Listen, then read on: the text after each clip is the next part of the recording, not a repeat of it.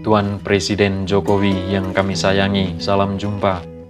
Sudah hampir 3 pekan sejak Tuan Presiden berkunjung ke Kabupaten Sika dan Kabupaten Sumba Tengah di Nusa Tenggara Timur. Kiranya Tuan Presiden masih ingat wajah-wajah cerah ceria kami. Wajah haru, wajah tangisan, wajah dengan ekspresi ingin merengkuh Tuan Presiden. Wajah gembira berlari-lari mengangkat bendera Sang Saka Merah Putih. Kiranya Tuan Presiden masih terngiang dan teringat pada pekikan sorak-sorai kami saat itu. Andaikan pandemi COVID tiada, andaikan pandemi COVID sudah berlalu, maka bukan hanya lautan manusia yang mengerumuni Tuan Presiden, melainkan samudra manusia.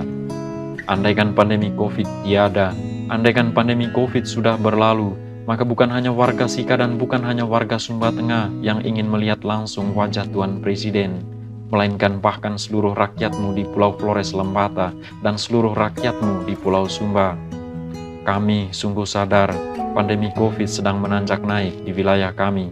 Kami sadar pandemi COVID sedang beraksi melalui transmisi lokal dan kerumunan lautan manusia 3 pekan lalu itu sangat rentan terhadap penularan virus yang mematikan itu. Namun kegembiraan yang meluap-luap untuk melihat langsung wajah Tuan Presiden atau untuk sekadar menyentuh tangan kerja keras Tuan Presiden sungguh tak bisa mengendalikan ketakutan kami pada pandemi COVID.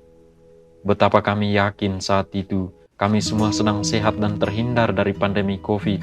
Namun andaikan di antara kami ada yang sedang dalam keadaan reaktif atau positif rapid antigen, pertama-tama kami menyatakan permohonan maaf yang sangat mendalam kepada tim gugus tugas COVID dan permohonan maaf yang sangat mendalam kepada tim dokter dan perawat. Bahwa oleh karena kami tidak mampu mengendalikan kegembiraan untuk melihat Tuan Presiden yang kami sayangi, kami justru menambah kerja Tuan dan Puan dokter, Tuan dan Puan perawat. Kami memohon maaf, kami kilaf, semoga pandemi lekas berlalu dari Republik ini. Tuan Presiden yang kami sayangi, selepas Tuan Presiden tinggalkan NTT 3 pekan lalu itu, aneka suara kritis menghantam Tuan Presiden. Bahkan suara kritis itu sampai pada desakan agar Tuan Presiden diselidik secara hukum. Lebih lagi, beberapa lembaga sudah melaporkan Tuan Presiden kepada penegak hukum, yang kemudian kabarnya laporan itu ditolak.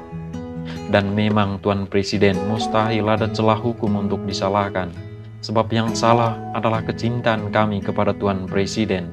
Namun kecintaan kami kepada Tuan Presiden adalah cinta yang benar dan tulus. Suara-suara kritis itu bukanlah suara baru, bukanlah dari orang-orang atau institusi-institusi baru. Suara-suara itu berasal dari orang dan institusi lama yang sudah sekian sering, bahkan sudah menjadi kebiasaan, memandang Tuan Presiden dengan kacamata gelap. Karena mereka sudah biasa menggunakan kacamata gelap, maka pada mata mereka dan pada akal mereka tidak ada sisi cerah pada sosok Tuan Presiden. Yang tampak pada mata dan akal mereka adalah kegelapan, gelap, dan gelap selalu. Dan Tuan Presiden akan terus terlihat gelap hingga kapanpun, sejauh mereka belum mengganti kacamata gelap itu. Selain kacamata gelap, mereka melihat Tuan Presiden adalah pribadi pemimpin yang tangguh dan kuat di hadapan problem apapun. Karena itu mereka akan terus merongrong Tuan Presiden, sekadar untuk menguras energi Tuan Presiden. Namun sekali lagi, Tuan Presiden adalah sosok pemimpin yang tangguh, yang sudah teruji oleh aneka tantangan apapun, yang menerima semuanya itu dengan penuh kerendahan hati dan kerelaan untuk berkorban, sambil tetap mengabdi pada rakyatmu. Salam tangguh selalu, Tuan Presiden. Tuan Presiden yang kami sayangi, kami juga yakin, sebagaimana manusia pada umumnya, Tuan Presiden juga adalah manusia yang rapuh.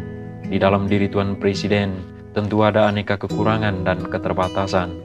Terlepas dari aneka kekurangan pribadi Tuan Presiden, selama Indonesia merdeka, kami baru melihat pada Tuan Presiden sosok hamba yang mengabdi, yang peka pada kepentingan rakyat, yang rendah hati mendengarkan dan menampung aspirasi rakyat, serta dengan kerja keras mewujud nyatakan harapan rakyat.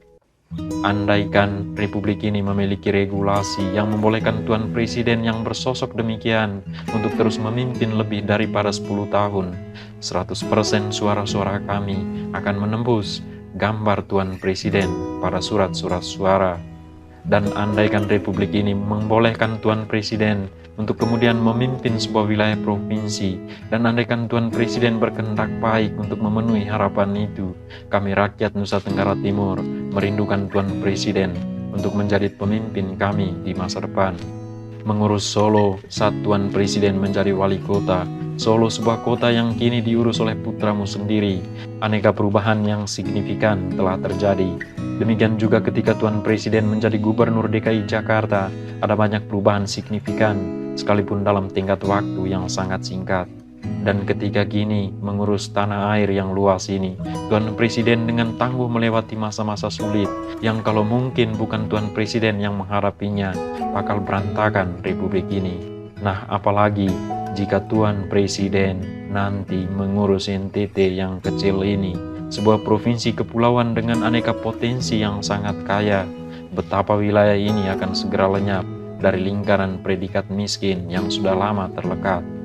Selamat datang lagi di NTT, Tuan Presiden, pada tahun-tahun mendatang. Flores, 12 Maret 2021.